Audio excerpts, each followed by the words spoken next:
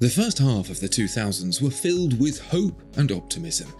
Peter Jackson's Lord of the Rings, thousands of songs on a single iPod, the personal transport revolution that was the microscooter. But then, into the second half, it all went wrong. No, I'm not talking about the financial crash. Worse. This is when Zenith released the Defy, the most hated watch ever made. And they've brought it back. If you could help the channel by clicking the watchfinder.com link in the description below, thank you very much. The Defy name has actually been part of Zenith's collection since 1969, created in defiance of the quartz invasion from the east. Fat lot of good that did for them. Just 6 years after the announcement of the movement that would usher Zenith into the new era, the El Primero automatic chronograph, the brand was being dismantled. The quirky, charming looks of the Defy resisted the waves of change with all the might of a wet paper towel. It was an odd-looking thing for sure, blending case and lug beneath a multifaceted bezel in a style that was soon to define the revival of luxury watches into the 1970s. It was ahead of its time, 3 years in advance of watches like the mighty Audemars Piguet and 7 years on the Patek Philippe Nautilus. The resuscitation of the Zenith name following the shutdown was not easy. First, a revenue stream was generated by the fortunate preservation of the El Primero plans and tooling by Zenith employee Charles Vermeaux. There's a reason many chronographs of the early 90s used an El Primero movement, including the revamped Rolex Daytona. And that's because Zenith had the capability on tap, thanks entirely to Vermeaux. But the 90s were hard for Zenith and its first-party products. There was momentum building in this watch collection renaissance, but for brands like Rolex and Patek Philippe, and not Zenith. New blood was needed to find a path for Zenith that would give it a prominent identity, and in 2001, Thierry Nataf was appointed CEO. The Defy Extreme was Nataf's vision for the future. I've chosen not to show that watch for you here since there may well be children present.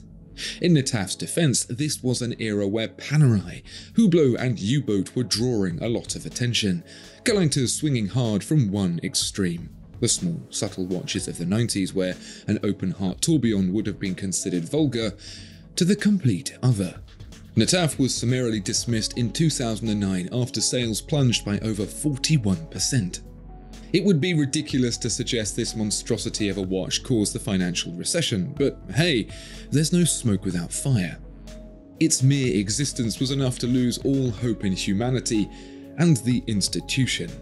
So it was a brave move from Zenith in 2017 to bring the name back again with the Defy Lab, a very expensive limited-run watch that featured a 0.5mm single-element oscillator in silicon, which was said to be the most accurate mechanical watch in the world. Unfortunately, it didn't work very well, and so the follow-up series model, the Defy Inventor, had to be canned. But what stuck was the design, an evolution of that original Defy, to become part of the permanent collection. Could this new watch finally put the Defy name to the test and change Zenith's fortunes? The first in the new series of the Defy Classic, first emerged in 2018 and was joined by the skeleton version shortly after. This edition right here is the limited run Night Surfer, a collaboration piece with Time and Tide that brings the addition of the dial gradient and matte titanium. In hindsight, it's no surprise that the Defy Classic did good things for Zenith, capturing the essence of the integrated craze with a genuine bloodline that existed, indeed, before the Royal Oak. The 41mm case housed a Zenith Elite caliber, sealed to 100 meters and running for 50 hours. In non-skeletonized form, it was understated and refined and can still be found for £5,500 new, which actually, with prices having slowly crept up, feels like pretty reasonable value.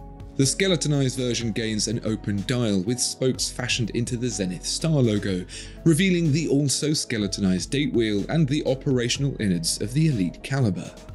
The Elite was designed as a competitor to Etta's popular 2892 in 1991, attempting to continue the business-to-business success of the El Primero.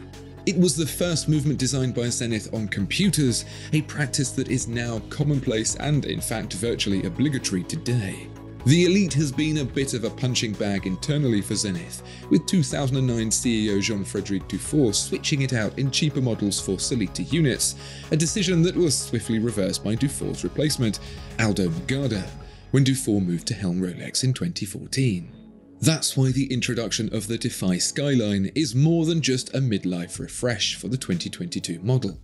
It may well seem like the day one update to a semi-broken game or the perpetual tweaking of a designer that can't help but noodle, but as it happens, this isn't just a superficial tweak.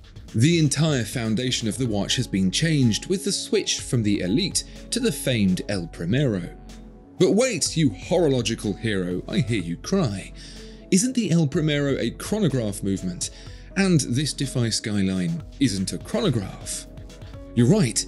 The chrono gubbins has been ditched, and what's left is a three-hander with sub-seconds and a date.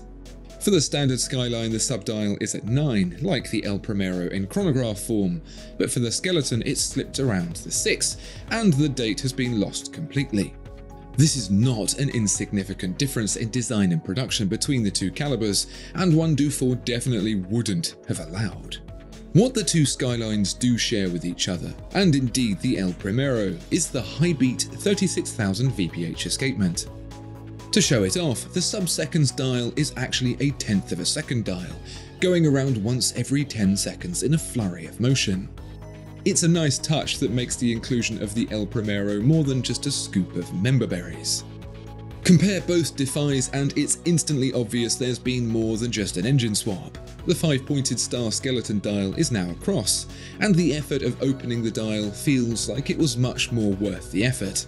This new Night Surfer Time Plus Tide Edition retains the gradient blue and matte titanium from the first Night Surfer, but you can also see more blue elements inside, plus there's a better view of the silicon escapement.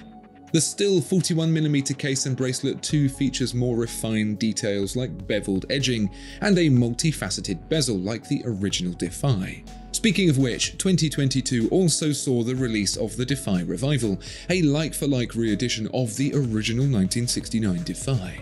For the Skyline, however, it's very much a modern approach to the Defy name, and even though the crown looks perhaps a touch like a nuclear reactor core, the watch as a whole feels like a justified update on the Defy classic. The Defy Skyline starts at £7,900 with the skeleton available from £9,700.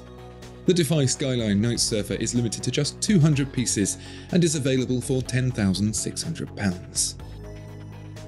It's been a bumpy road for Zenith and the Defy, but it feels like we're finally at a place where it's all starting to make sense.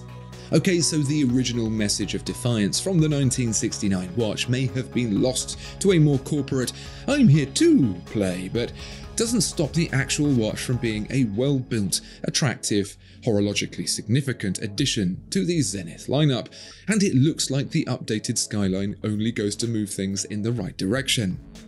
What do you think? Is the Defy Skyline enough to make the difference? Or is it too little too late? Let me know down in the comments below. Please also click the link to watchfinder.com in the description while you're there.